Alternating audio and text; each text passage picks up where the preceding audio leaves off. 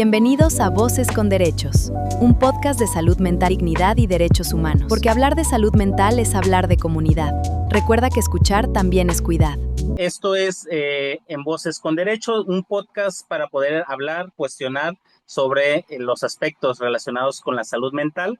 Y en esta ocasión, pues bueno, tenemos a la doctora Mercedes Ratagán aquí en el espacio, a quien pues nos gustaría mucho conocer, y hablamos un poquito ahorita del tema, cómo se va a ir involucrando, interrelacionando el aspecto personal, político, profesional, pues en la forma de orientar el desarrollo que tiene uno en su contexto, ¿no? Y para eso, pues me gustaría conocerla, en esa cuestión. ¿Quién es la doctora Mercedes Ratagán?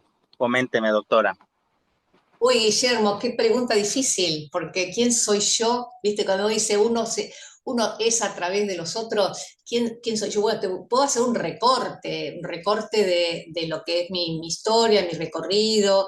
Bueno, yo empecé a estudiar acá en la carrera en Argentina, después en Argentina vino la dictadura, tuve que cortarla, me fui exilada a Alemania, después estuve en Madrid.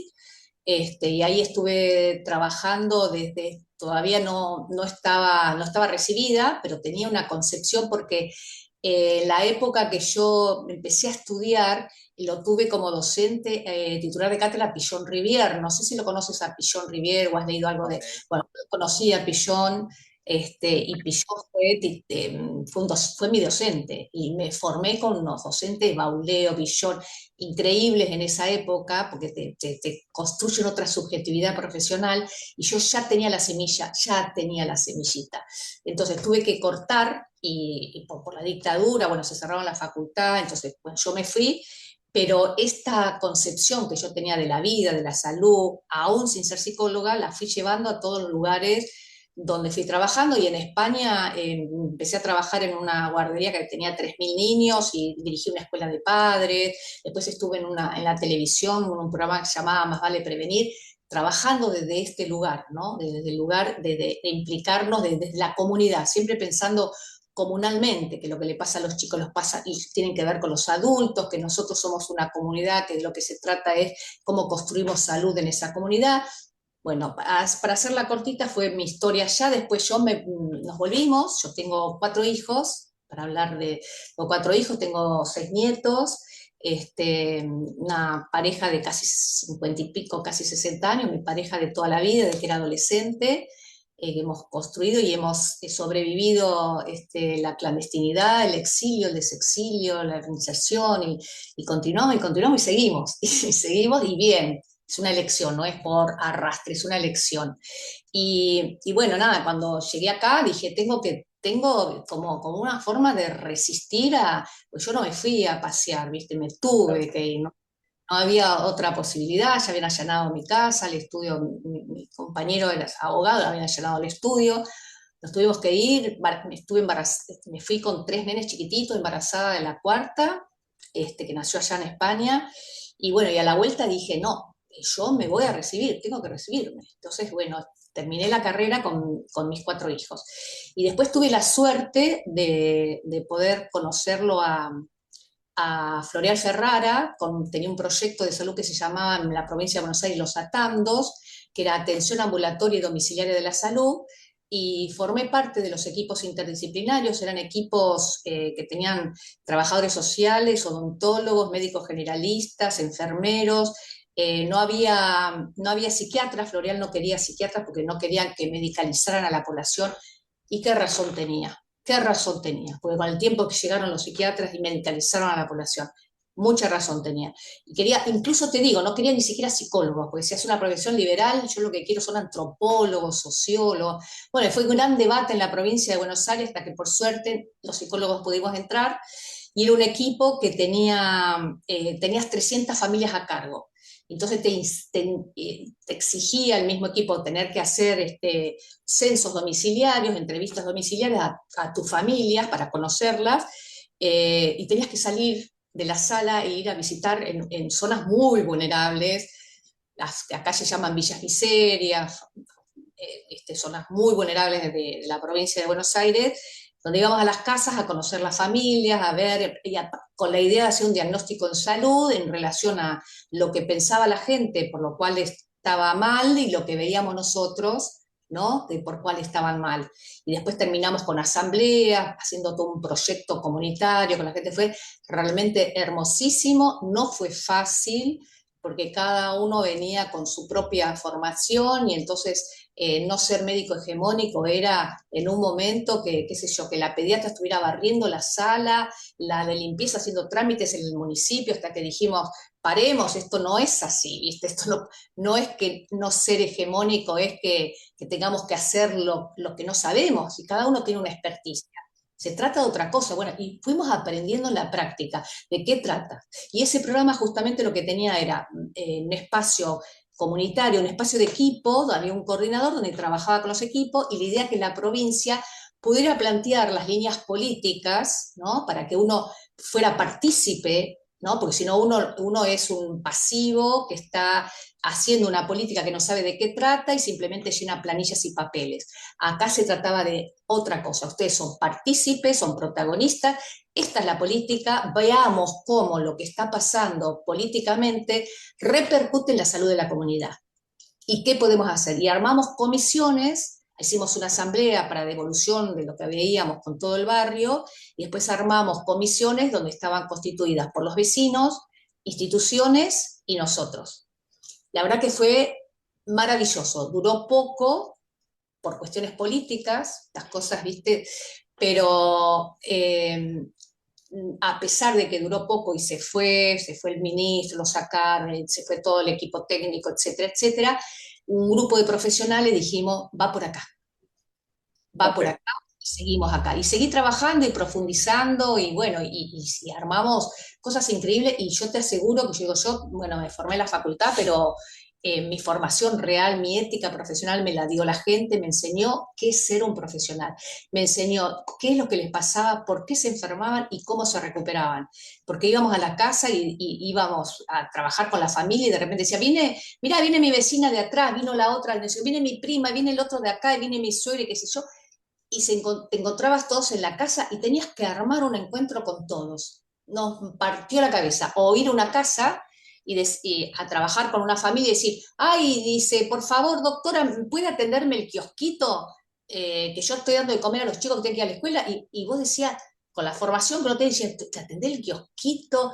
¿Y cómo el kiosquito? Yo soy profesional. Y entonces le decía, ¿cuánto sale un alfajor? Entonces, mientras yo vendía los alfajores, ella me iba contando lo que le pasaba. Era su tiempo y su momento. No importa, y ahí vimos que no importaba el dispositivo, que lo importaba era una manera de escuchar el dolor de la gente y de ver qué se podía hacer con ese dolor. Bueno, y armamos un montón. Fue muy interesante esa experiencia, muy larga de contar, podía estar 10 horas, pues no quiero expanderme de ahí. Después tanto desde el municipio como de la región sanitaria, evaluaron que era una zona que nosotros armamos mates debate, espacio de reflexión comunitaria, admisiones grupales, grupos clínicos, miles de actividades, formamos promotoras que iban ellos a las casas, fue un trabajo, tuvimos 35 años, tuve yo 40 mis compañeras trabajando ahí. Me propusieron que haga lo mismo, porque el nivel de salud de ese barrio había sido muy bien evaluado por el municipio. Me ofrecieron que hiciera lo mismo, pero en una región sanitaria que era del conurbano bonaerense, muy complicada política y sanitariamente, que tenía 9 municipios, y que yo pudiera llevar este proyecto a los 9 municipios, desde coordinar toda la salud mental de 9 municipios. Y bueno, yo no quería. Al principio me resistí, le dije que no, que a mí me parecía que eso era muy político, que yo quería estar con la gente. Entonces me dijo, no, porque si vos no ocupas ese lugar, lo va a ocupar un psiquiatrón que están esperando que esté él. Entonces yo reuní a la comunidad, reuní a las promotoras, reuní a mis compañeras, le planteé la situación y les dije, ¿qué hacemos? ¿Qué les parece que haga? ¿No? Yo sentía que yo no podía tomar por mí misma una decisión. Yo me tenía que, le digo, ¿qué les parece que haga? Que haga. Entonces dijeron, por un lado la quieren sacar a usted de acá, pues ya había cambiado la política, por un lado la quieren sacar a usted de acá porque no conviene que esté, pero por otro lado nosotros queremos que lo que se hizo acá lo lleve también a otros lados. Entonces, vaya a ese lugar y negocie de que también venga unos días acá. Entonces yo dije, fantástico. E hice En ese eso. tiempo, doctora, que me trato de poner como a pensar, obviamente, la forma en cómo estaban innovando en la intervención desde una visión comunitaria, que entiendo que también creo que, y ahorita caigo en cuenta, todo el contexto social, político, el tema de mantener imposiciones totalitarias en ese momento, en verse recluida la comunidad, estar a la espera de organizarse de manera interna para mantener resistencia, creo que empieza a cambiar la noción de qué es conectar con los demás, ¿no? Pero quiero entender si en ese momento, cómo era como la visión legislativa en el tema de salud mental cuando usted estaba trabajando estos proyectos, por ejemplo. ¿Había esta noción? ¿Se estaba apenas construyendo? Nada, pero para nada, no había esta noción para nada. Nosotros teníamos, por Florian Ferrara, primero nos formaron, ¿no? Entonces decía, hablaban sobre la atención primaria de la salud, pero no la atención primaria de la salud como hoy está tergiversada, como el primer nivel de atención, que es sucursal del hospitalocentrismo, ¿no? Entonces está el hospital y después tenés las sucursales, que es las salitas del primer nivel. Nosotros entendíamos la atención primaria como una estrategia en salud, en donde lo que teníamos que hacer era construir poder en la comunidad, en la toma de decisiones, que vayan organizándose, que vayan resolviendo sus problemas con los recursos que tenían y con otros nuevos, ¿no? Y una integración entre el saber profesional y el saber popular. Nosotros teníamos como marcos muy claros que nos dieron en la teoría, pero que después lo fuimos viendo en el transcurrir en nuestra práctica. Pero esto era como una experiencia, entonces, por fuera de lo que estaba pasando en el país. Había como experiencias así como muy aisladas, pero no era la oficialidad. Cuando yo voy a la región, dije, yo pensé, esto en todos lados, sí, me lanzo. No, no, ahí me quería morir, porque era el psicoanálisis instalado en los hospitales, la práctica clínica privada homologada a lo público, elección de los pacientes, listas de espera, terrible. Digo, bueno, ¿cómo se hace para cambiar esto? Y entonces empecé a trabajar desde la región con los profesionales del campo de la salud mental. Podía muy poquito, me alié con los jueces. Entonces me dijeron, mira, acá hay que internar y encerrar a esta persona, el juez pide que se encierre a esta persona, y digo, voy a hablar con el juez. Entonces hablé con un juez, con otro juez, y me acuerdo que un día llegué, por supuesto que lo que estaban acostumbrados ellos es que salud le echaba la culpa a los jueces le echaban la culpa a salud, ¿no? Entonces la persona estaba ahí en el medio y las tenían ahí cerradas de por vida y destruida su vida. Me acuerdo que fui lo que tengo más claro, fui a un juzgado y el juez me dijo, ¿y qué querés? Yo le empecé a explicar por qué eso no era bueno, y me dijo, ¿y qué querés? ¿Que me lo lleve a mi casa? Yo te entiendo a vos, pero yo no me lo puedo llevar a mi casa. Y yo lo miré al juez y le dije, yo tampoco me lo puedo llevar a mi casa. Digo, vos tenés razón, yo también la tengo. ¿Por qué no pensamos algo juntos para poder resolver este problema? Y armamos una mesa intersectorial con jueces de familia, y en la mesa intersectorial planteamos un programa que se llamaba Puertas Abiertas, que era abrir las puertas de los manicomios, abrir las puertas de los hospitales generales, abrir las puertas de las cabezas de los profesionales, abrir puertas para transformar esta realidad que era enfermología pública, no era salud mental, era enfermología pública. Para lo cual yo tenía también que convencer al director clínico y médico de la región, ¿no?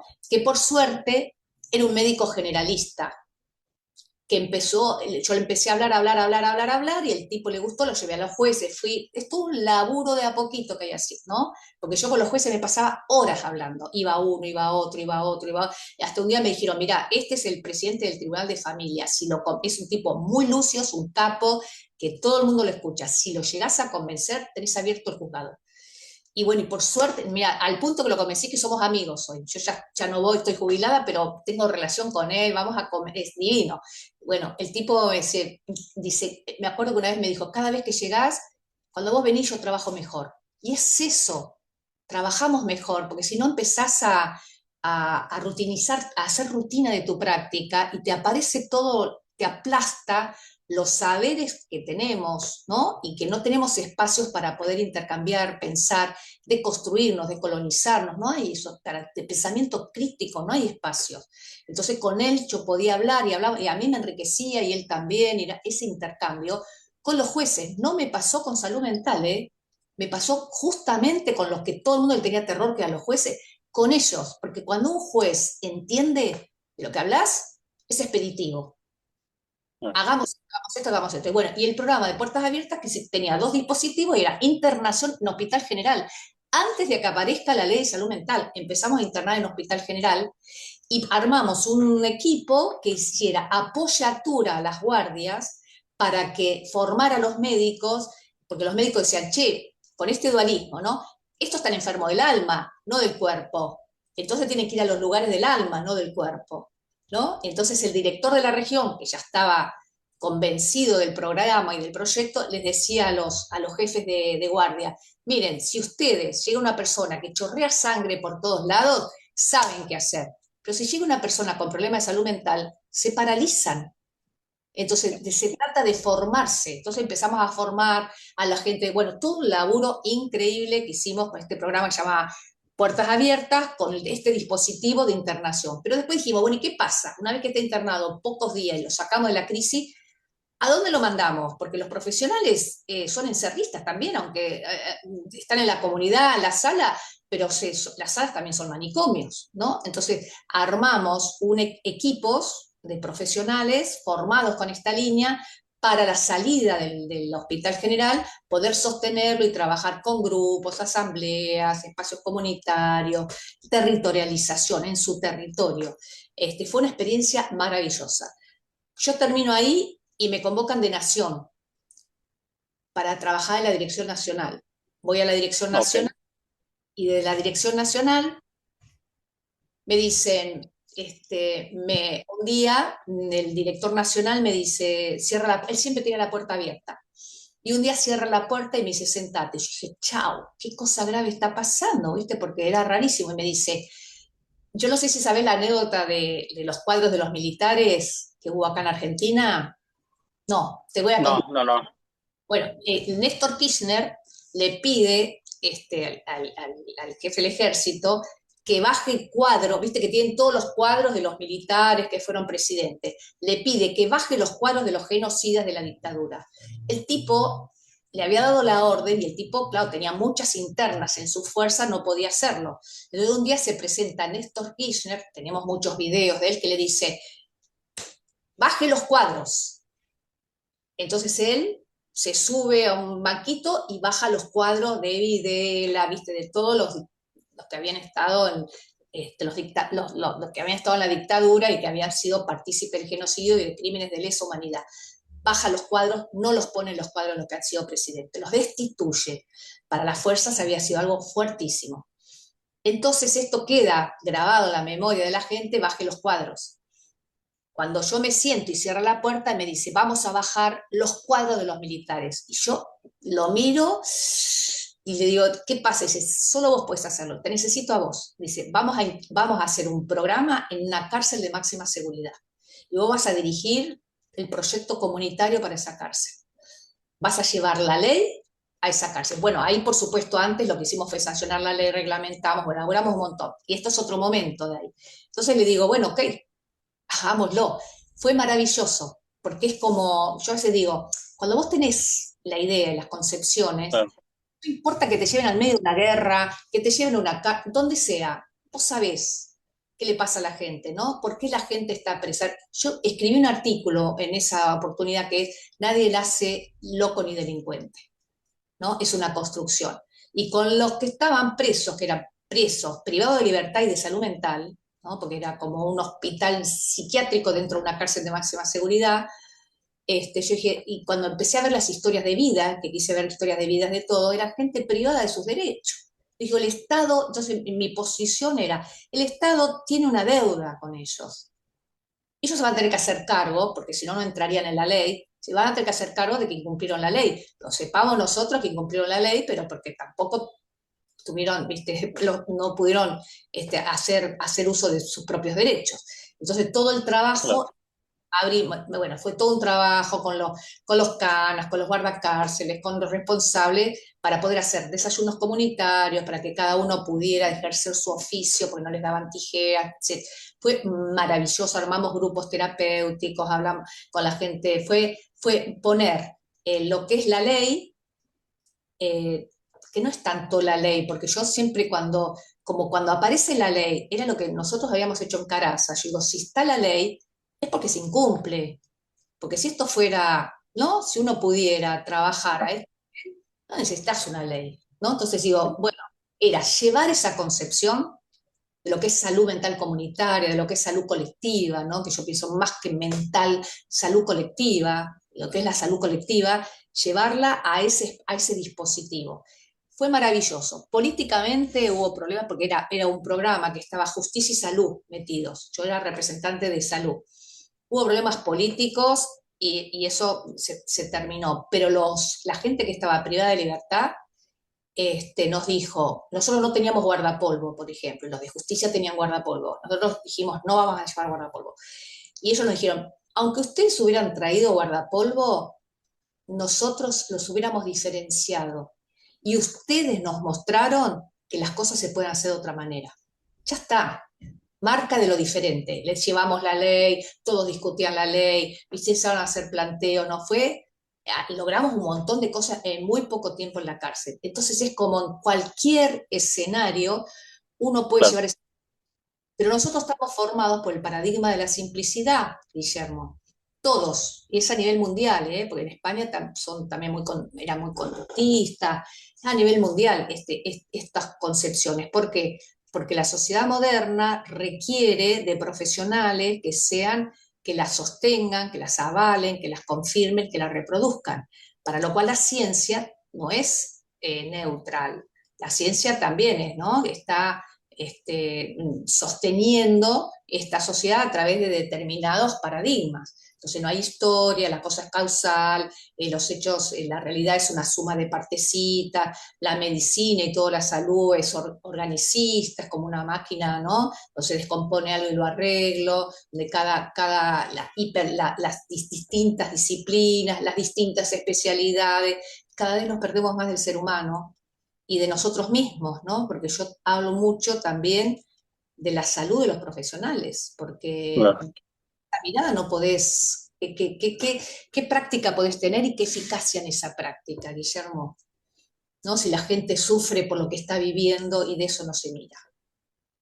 ¿Qué año en su momento se configura esta ley y cómo fue la resistencia de algunos profesionistas? Porque con lo que me estás comentando, me doy cuenta que fue como gradual el avance de cambiar esta visión, de tener estas puertas abiertas en cualquier contexto que se pudiera intervenir en temas de salud mental. Yo quiero pensar que entonces fue una aceptación a lo mejor no tan complicada, pero ¿fue así el caso? En su momento, ¿qué año se consolida y cómo fue estas resistencias de algunos colegas profesionistas? Mirá, lo que yo te conté de puertas abiertas es previo a la ley. Como yo venía de una formación distinta, Pichon Rivier, viste, tuve esa suerte, y después Florial Ferrara, que es la línea de Carrillo, armé este programa en la región. No estaba la ley todavía. Y este programa era basta de manicomio. Basta de manicomio, ecosaberes, interdisciplina, equipo, grupo, ¿no? Comunidad, territorio. Venía de esta concepción y de lo que es apoyar lo que es la atención primaria como estrategia en salud, no la que se tergiversó, que es de primer nivel, estrategia en salud, que es transversal a todos los niveles. Entonces, se instala ahí, que costaba mucho porque era cambiar la formación que tenían los profesionales. De hecho, te digo, mira, para hacerlo más grotesco, me acuerdo de una profesional me dijo, mira, vos lo que me estás proponiendo es un cambio mío y ya a esta altura no estoy dispuesta a cambiar. Me falta muy poco para retirarme, no estoy dispuesta a cambiar, pero ya se dio cuenta que implicaba un clic que tenía que hacer, ¿no? Porque se trata de pensamiento crítico, que significa desnaturalizar para ver esto que está haciendo efecto, que vos no te das ni cuenta y que estás reproduciendo, ¿no? Entonces yo solo le digo, miren sus prácticas, fíjense las intervenciones que hacen, ¿a qué modelo de salud responden? ¿Qué están pensando ustedes que por qué se enferman? ¿Qué están pensando, no? Porque si vos ves, como yo digo, la punta del iceberg, lo epifenoménico, lo sintomático, y de eso haces cuadros, haces diagnósticos, y ahí le das la medicación y le das el protocolo del tratamiento, y no ves la complejidad de las relaciones que determinan, las determinaciones sociales que están abajo de la punta del iceberg, que son las que están construyendo eso que es lo invisible, se está hablando de una clínica distinta. Entonces, ¿cómo entendés vos lo que le pasa a la gente, no? Es yo, Guillermo está mal porque, mirá, justamente lo que le pasó fue que el papá y la mamá, todas las miradas familiaristas o su constitución subjetiva, intrapsíquica, pues, escúchame, Guillermo se quedó sin laburo, la flaca se fue, está angustiado, está deprimido, está mal, no tiene proyecto, no tiene un grupo, está desinsertado, ¿cómo no va a estar así? Entonces, ¿cómo conducís vos el tratamiento que sería? ¿Cómo hacer que esa persona pueda estar mejor y pueda estar más feliz en la vida? ¿No? Eso por un lado. No estaba la ley. Cuando vino la ley, fue resistida porque tenés la industria farmacéutica, los psiquiatras que estaban, el manicomio es un negocio, hay muchos nichos de poder y de negocio dentro del manicomio, muchos. Incluso se hacían en algunos manicomios experimentos bancados por Estados Unidos de pacientes que no lo podían hacer en Estados Unidos, se hacían con medicamentos nuevos en Argentina, ¿no? Y facturaban. Y después tenés todos los laboratorios que las recetas, que los médicos estaban guiados más por los visitadores médicos, tenés que recetar esto, tos, tres síntomas, le das esto, no tienen idea, porque cuando nosotros empezamos a formar a los psiquiatras, yo tenía una psiquiatra en mi equipo y ella me decía, no tienen idea, porque le preguntan a la enfermera, che, esto es para dormir, y ella le dice, la enfermera le dijo, yo me lo tomo y me duermo, y se lo doy a los pacientes y se duermen. Pero los psiquiatras no saben, porque lo que saben es lo que dice el visitador médico, que hacen mercadeo con toda la formación, porque es un negocio, porque mercantilizaron la salud y porque les pagan por recetas que hacen. Entonces es ir en contra de todo eso. Y no querían saber nada, pues se les acababa el negocio, se les acababa el poder, los cargos que tenían, se acababa. Porque cerrar el manicomio, ¿no? Es justamente trasladar todos esos profesionales a la comunidad, porque el mayor porcentaje en salud iba para el manicomio. Justamente el mayor porcentaje de guita de la partida presupuestaria en salud iba para mantener a la gente enferma, encerrada, aislada, y el negocio que se armaba con todo eso, ¿no? Entonces no fue bienvenida, hubo muchas peleas de luchas de poder, de los médicos municipales, de los psiquiatras. Bueno, al final logramos instalarla, pero después había que avanzar en eso, y si bien no hubo la partida, cuando estuvo Yago Dinela como director de salud mental, hubo partida presupuestaria, pero cuando él se va, las partidas las sacan, porque salud mental está como muy desjerarquizada, ¿no? Viste que es como la fea del baile. La salud mental, no, ¿qué le vas a dar a salud mental? Vamos a poner esa guita en otro lado.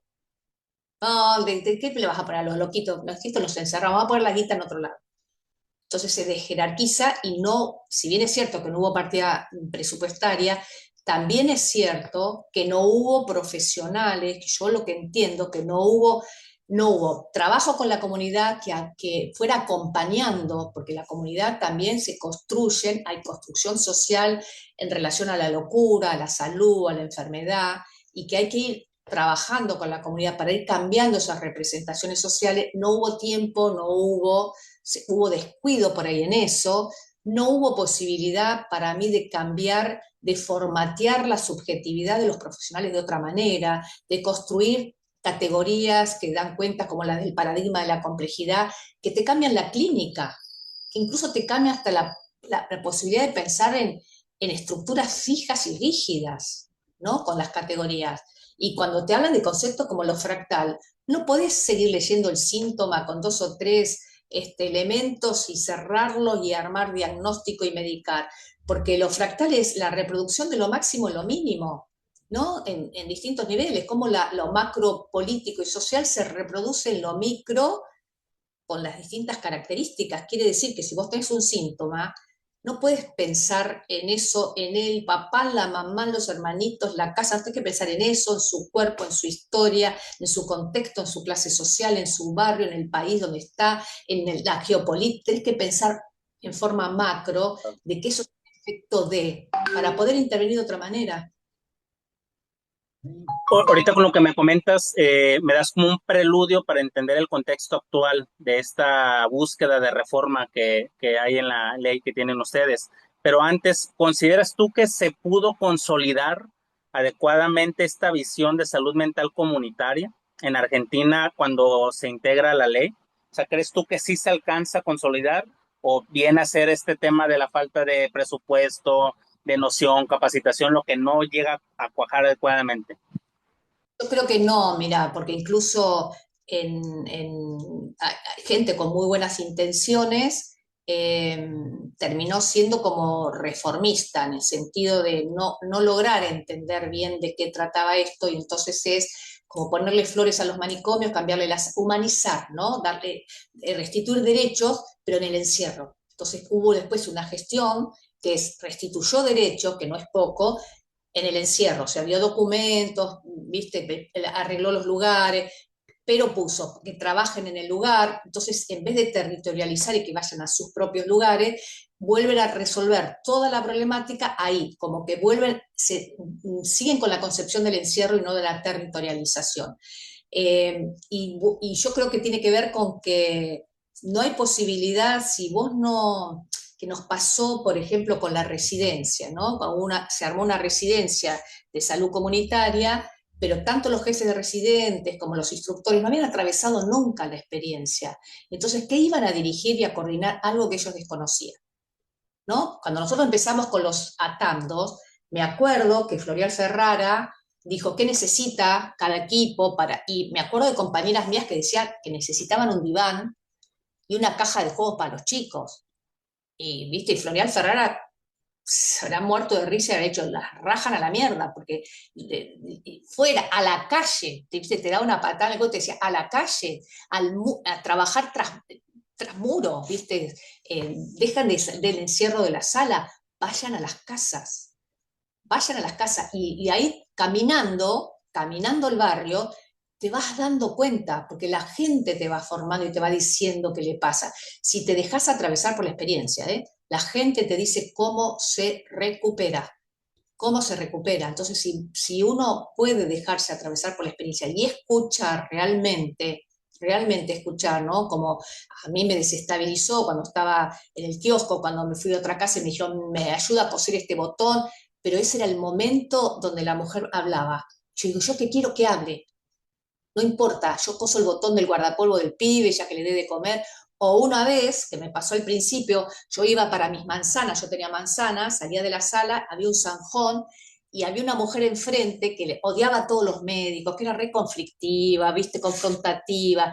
Y entonces yo salgo y me grita, atorranta, callejera, otra vez salís. Pues yo vivía yendo a las casas de los... Otra vez salís, atorranta, callejera.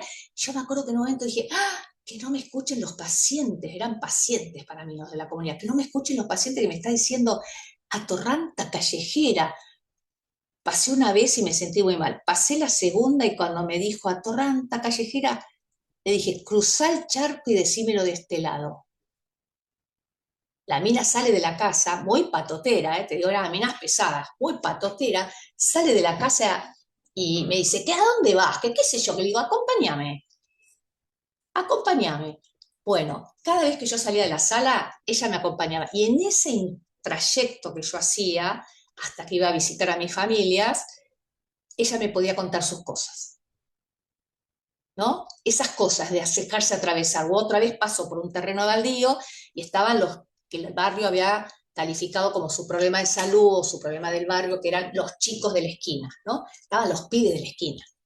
Me acuerdo que estaban ahí, yo paso a un terreno baldío porque iba a visitar también una familia y me gritan, doña, acá estamos nosotros somos los chorros, que matamos a tal, matamos a cual, robamos a este, que nos cogemos entre nosotros, que hacemos... Y llego a la esquina, no sé por qué, Guillermo, yo siempre digo, qué cosa mía interna, y digo, me están llamando. Me doy media vuelta y los encaro. Hola, ¿quiénes son ustedes? Yo soy... Nos quedamos charlando un montón, por supuesto que al principio, pues yo soy paraguas, yo soy bolita, yo soy todo, es como que me pusieron a prueba la discriminación, me mostraron las heridas de bala, yo tengo estos dedos cortados por la cana, mirá mis heridas de bala, todos los cuerpos agujereados, a mí no se me movía un músculo de la cara, y seguí charlando, y no, loco, robé anoche una bici, y era de mi primo, pará, loco, acá está la doña, que es de la sala, le digo, ¿qué te pasó? ¿Viste? Y, ¿qué pasa con la droga? ¿Viste? Empezamos a hablar, y después cuando terminamos yo he estado una hora y media con ellos, se largó a llover y dice, doña, ¿podemos ir a la sala a charlar? Oh, para mí maravilla.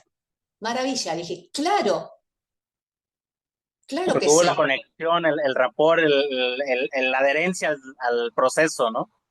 Por eso cuando dicen los profesionales, que por ahí no sea allá, pero acá se utiliza, no hay adherencia al tratamiento, yo lo que les digo es, el profesional no tiene adherencia al paciente. ¿Por qué no lo pensamos que pasa al revés? ¿No? Que vos no enganchás con el paciente. Entonces la adherencia, la falta de adherencia es tuya, no del otro. Siempre la culpa tiene el otro, no se adhiere al tratamiento, no, no.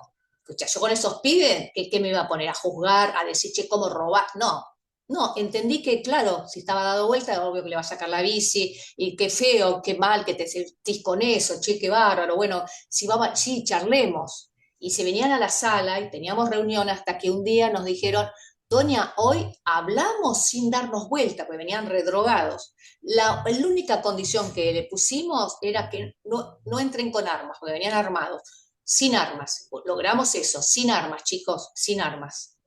Entrar a la sala, pero sin armas. Entonces los desarmamos, ellos se desarman, decían, bueno, venimos sin armas, pero dado vuelta, se venían re drogados. Y un día dijeron, Doña, hoy hablamos un montón y no necesitamos darnos vuelta, podemos hablar. Entonces, ¿cómo recuperar la palabra? Y le empezamos a dar un lugar distinto en el barrio. ¿Quieren que hagamos un festival? ¿Por qué no organizamos el tema de la basura? Le empezamos a dar un lugar protagónico para que dejen de ser los pibes de la esquina, los malos, los chorros, los asesinos, y tener un lugar y una inscripción diferente. Pero eso te lo da una mirada de por qué se enferma la gente y por qué le pasa lo que le pasa. No es una mirada punitiva. Porque si vos tenés una mirada punitiva, fuiste. No lográs conducir a procesos más saludables. Entonces, si vos pensás qué es la salud y por qué la gente se enferma, me parece que eso es clave. ¿Por qué se enferma? Y bueno, ¿y ahora cómo hacemos para que se recupere? ¿Por qué nos enfermamos nosotros como sociedad, Guillermo? ¿No? ¿Y cómo hacemos para recuperarnos? ¿Solos, aislados como estamos, con este individualismo terrorífico manejado por los algoritmos? ¿O intentamos despertar un poco y juntarnos, amucharnos y humanizarnos? ¿Cómo hacemos para recuperarnos? Y es eso, creo que la pregunta es eso, que lo que los puede mantener vivos es interrogarnos, ¿viste? Basta, no tenemos la cabeza colonizada. ¿Cómo hacemos para despertar? Y cuando se Bueno, dice la vida es colectiva, de verdad es colectiva. No hay posibilidades porque nacemos en comunidad nosotros, Guillermo, nacemos. Y el que no lo cree que se mire el ombligo, a ver si vino solo al mundo. sí, creo que es importante lo que comentas, porque al final de cuentas, hablar de consolidar esta visión de salud mental comunitaria es hablar del otro, considerarlo como parte de un todo en el que nos encontramos, ¿no? Es una visión como horizontal de las cosas. El tema yo creo que más bien es eso, la construcción cada quien individual en la forma de relacionarse, vincularse, que termina aislando al otro que no se considera como ese igual, ¿no? Posiblemente. Y en ese sentido me gustaría preguntarte, ¿qué pasa ahora con Argentina? ¿De qué van estos temas que están debatiéndose hace unos meses? ¿Qué se busca en esta reforma? ¿Qué ha pasado hasta el momento? ¿Qué pasa con la salud mental comunitaria allá en Argentina? Platícame un poquito. Vuelta atrás, Guillermo, todos los gobiernos, nuestro gobierno es un gobierno que está manejado por los sionistas, lamentablemente. Entonces, es vuelta atrás todo. Si lo que quieren es, hay un proyecto, no me acuerdo cómo se llama, que surge de Estados Unidos, que es volver a la mujer de antes, que la mujer cocine pan en la casa, que el marido se haga cargo de todo, que ella se relaje, que no vaya a votar, que sea el marido que vote por todo el grupo familiar. Es un retroceso impresionante. Y acá en el campo de la salud mental, lo mismo, si modificaron las leyes laborales, no van a modificar la ley de salud mental. Entonces, la pregunta es, si están modificando la ley de salud mental, es que la ley no les conviene. ¿Por qué? Porque si uno aplica de verdad la ley, la gente empieza a construirse poder, ¿no? Y empieza a entender lo que le pasa y por qué le pasa. Y no tenés que llenarles la cabeza. Nosotros en la sala nos decía, usted le llenan la cabeza a la gente. Jamás armamos un mate debate y solamente largás un dispositivo donde vos estás coordinándolo y permitís que circule la palabra y la gente empieza a pensar y empieza a darse cuenta y a socializar lo sintomático, y a comprender que lo que le pasa tiene que ver efecto y le pasa a los otros. No me pasa, porque justamente lo que intenta este modelo social es hacerte responsable. Sos un perdedor. Si no podés es porque perdiste vos, porque sos un fracasado. ¿no? Entonces, cuando vos te juntás con otro, nos pasó en la época del corralito, que se suicidaban mucho los hombres, empezaron a haber suicidios masculinos, se colgaban de los árboles, bueno, y nosotros dijimos, juntemos a los hombres, que no venían a la sala, juntemos a los hombres, y cuando empezaron a entender que no era lo que les pasaba a ellos solo, que sentían que no podían ser sostenedores y proveedores del grupo familiar, que eran unos fracasados porque ellos no podían. Cuando sale de lo individual, que es lo que quiere el sistema, que te sientas responsable, que lo dice Bill Shulham, que uno se siente responsable y termina deprimido, cuando en realidad uno es una víctima, ¿no? Cuando empezaron a ver que en realidad le pasaba todo y que tenía que ver con algo que los trascendía, distintos son los efectos y la posibilidad de organizarse y de producir cosas. Entonces, todo lo que venga ahora a destruir lo que tenga que ver con lo comunitario, con la posibilidad de pensamiento crítico, con la posibilidad de la organización, este gobierno lo necesita. Si lo que quiere el tecnofeudalismo, lo que quiere es transformarnos en robots a todos, manejados todos por los algoritmos, ¿no? Y totalmente colonizada lo que es el epistemicidio, ¿no? Todos los pensamientos nuestros colonizados, y la gente, yo digo, de rodillas pero con el cuello, pues están así, mirando el celular todo el tiempo, y atrás te están afanando el país. Atrás te están haciendo lo que sea, y vos estás mirando lo que además te están controlando ellos que mires. Es siniestro lo que está pasando. Entonces, nada que sea ¿por qué te crees que en el partido este que hubo con Inglaterra y Argentina prohibieron que pusieran nada que tuviera que ver? Y la gente va más allá, ¿viste? Porque el pueblo, esa bandera se la bajaron de la tribuna y se la tiraron, ¿viste? Las Malvinas son argentinas y las Malvinas son argentinas. También es el litio, los recursos, los ríos, todo lo que nos están quitando a nosotros y a Latinoamérica. Entonces, si de esto hay lugares donde se puede filtrar y sacar esto, ¿no? Y en esos espacios hay que plantearlo. Entonces, no es de extrañar, no es de extrañar. Entonces, cuando la gente se rasga las vestiduras, quieren retroceder la ley, digo, muchachos, modificaron la ley laboral, la de Perón, la de tantos años, se modificó esa ley laboral, ¿no? Y la ley de salud mental, aunque la tengan, con el hambre que hay, la desocupación, la violación de todos los derechos, ¿ustedes se creen que hay salud mental posible? No lo hay. ¿No habrá que ir por otro lado? Porque tampoco, si no es como sectorizar, pensar que si nosotros entonces los tenemos poco tiempo, no, no. Pensemos por qué se enferma y qué podemos hacer para modificar las condiciones de existencia de la gente. ¿Qué es lo que está generando? Porque yo siempre digo, bueno, decía, está bien, vos atendés los quemados, pero ¿por qué no apagamos el incendio? A quemados hay que atenderlos, ¿no? Porque están quemados. Pero vayamos a donde está el incendio para apagar el fuego. Y en eso, salud mental, por su formación positivista, deshistorizada y desimplicada, no se mete. Cuando vos decís en situación, es eso, el paradigma de la complejidad que dice, no hay objetividad, el paradigma de la simplicidad que dice que uno es objetivo y que tenés ahí el objeto de investigación y vos podés hacer un diagnóstico objetivo de lo que está pasando. El paradigma de la complejidad te dice, de ninguna manera, vos sos un sujeto en situación y lo que pasa te pasa. Vos estás en el medio, vos estás ahí también, sos parte de eso. Entonces es una mirada totalmente distinta, ¿no? Por eso depende cómo mires y cómo vas a ver las cosas, depende de dónde te ubiques y lo que vas a ver. Y si no lo ves, no existe, entonces pues hay que ponerle palabra, porque lo que no tiene palabra pierde carácter de existencia, pierde visibilidad, como dice Karina Ochoa, pierde visibilidad y Katia Colmenares dice, y hay que ponerle palabras a eso que silenciaron y a eso que apagaron y que escondieron, ¿no? Que encubrieron. Entonces, de eso se trata. Entonces, cuando yo a veces discuto con los colegas, digo, che, no es psicoanálisis, trabajemos en las condiciones, no es que tenemos que ser asépticos, no, no, a ver, la realidad, ¿qué te pasa que estás viviendo? Y decirle, mira, lo que te estás viviendo tiene que ver con esto, claramente, si incertidumbre, que no tenés trabajo, que están echando gente, que el mercado se está achicando, que en Europa se está achicando el mercado, que la gente se está quedando sin trabajo, que está pasando una crisis mundial, más la guerra, más todo, obvio que tiene que haber incertidumbre. Eso no significa que nos quedemos de brazos cruzados, ¿no? Cómo resistimos y que eso tiene que ver con la salud mental. La resistencia tiene que ver con la salud mental. ¿Dónde resistimos y cómo resistimos? Es la pregunta y es la estrategia que nos tenemos que armar. Eso, igual para ir cerrando, creo que la charla da muchísimo y la experiencia que tienes también como para saber hacia dónde va, ¿no? ¿qué has visualizado? ¿Cómo lees el panorama actualmente, tanto de los colegas, de la visión legislativa que se tiene? ¿Dónde crees que se van a ver con la política pública de salud mental en los próximos 5 años, por ejemplo, ¿no? ¿Qué consideras que vaya a pasar? Y mirá, todo depende de lo que va a pasar en el 27. Si sigue mi ley, morimos.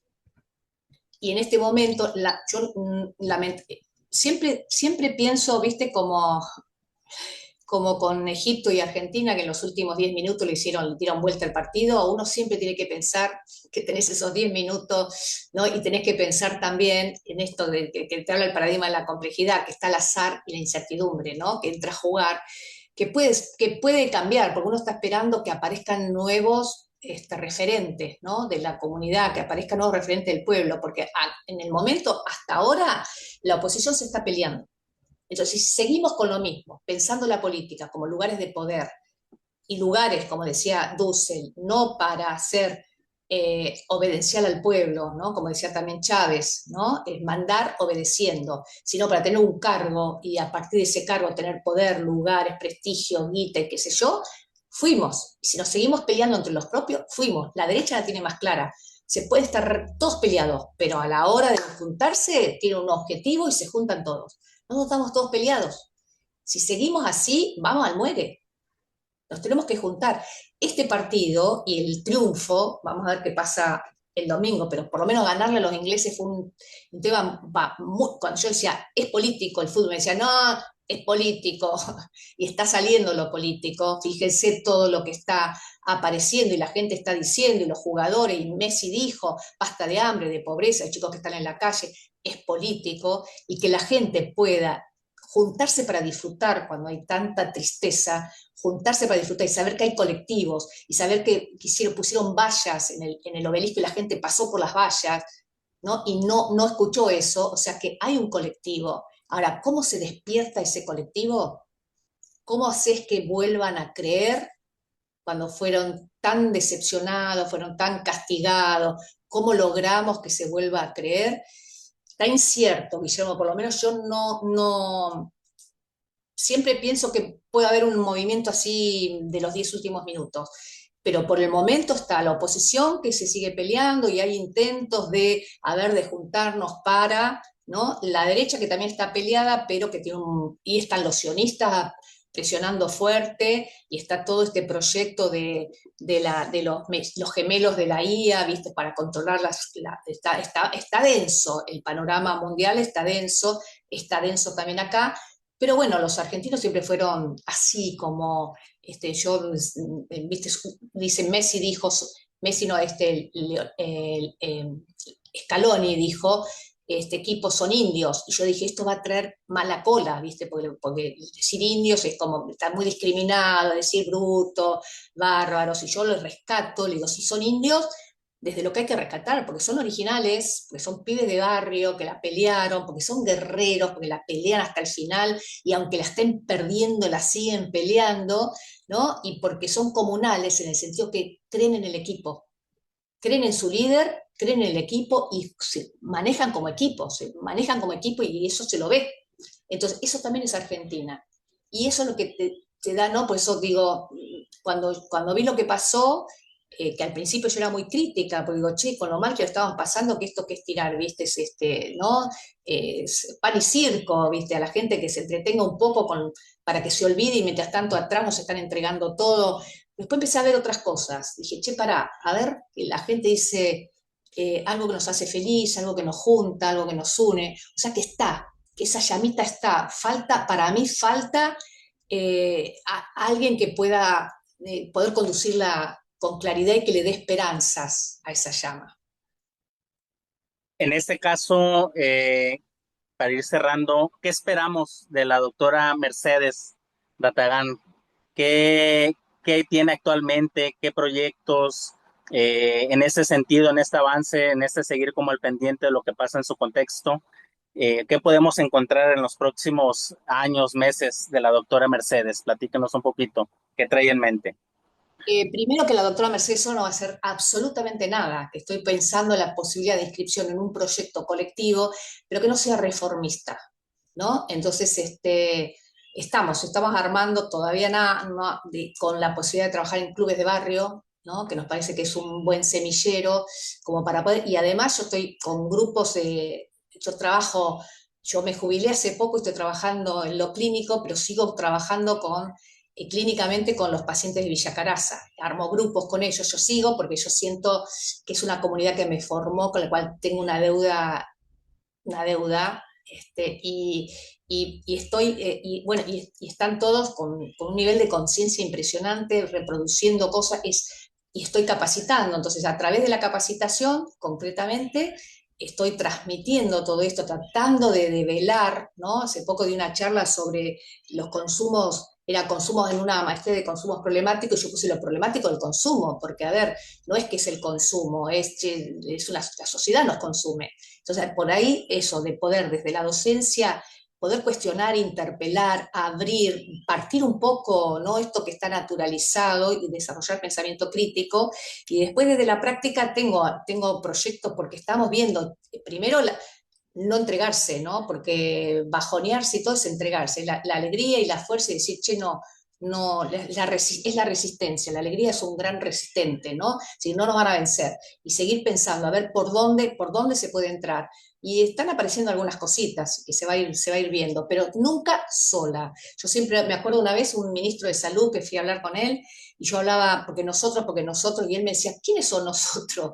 Yo aprendí a hablar en colectivo, porque siempre, aunque esté sola, no se puede hacer solo, ¿no? Porque, a ver, por ejemplo, Messi, no es Messi, está bien que Messi es un genio, lo que fuera, pero si Messi no cuenta con ese equipo donde él puede mirar, hacer la jugada y le hagan el gol, no ganamos, ¿no? Es Messi, es Scaloni, es todo el equipo, es colectivo, nos han enseñado a pensar individualmente.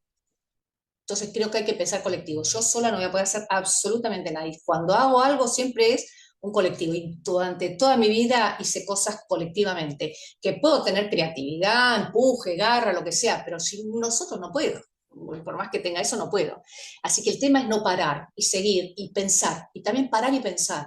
Pero hay momentos así de mucha oscuridad que voy a decir, ¿por dónde? ¿No? Porque convengamos que estamos dentro, como decía Enrique Dussel y Graf dice, nosotros estamos dentro de la modernidad, ¿no? Entonces, ¿cómo hacemos para poder cuestionar algo que nos formamos parte de eso también, que también nos comió el coco? Entonces, es como, ¿cómo salimos? Yo siempre pienso en la cinta de Moebius, ¿no? Ese movimiento de salir para pensar y entrar de otra manera, ¿no? Salir y pensar de otra manera, sabiendo que estamos adentro, pero poder pensar de otra manera y pensar de otra manera te permite y te da opciones de otra cosa. Excelente, ¿no? Pues muchísimas gracias a la doctora. Obviamente esperemos tenerla en una próxima conversación y bueno, seguir hablando, seguir replanteando y reflexionando sobre esos temas y sobre todo relacionados a la política pública en salud mental. Pues muchísimas gracias, doctora, y pues por ahí nos vamos a seguir viendo. Gracias por escucharnos. Nos vemos en el próximo episodio. Salud mental y comunidad.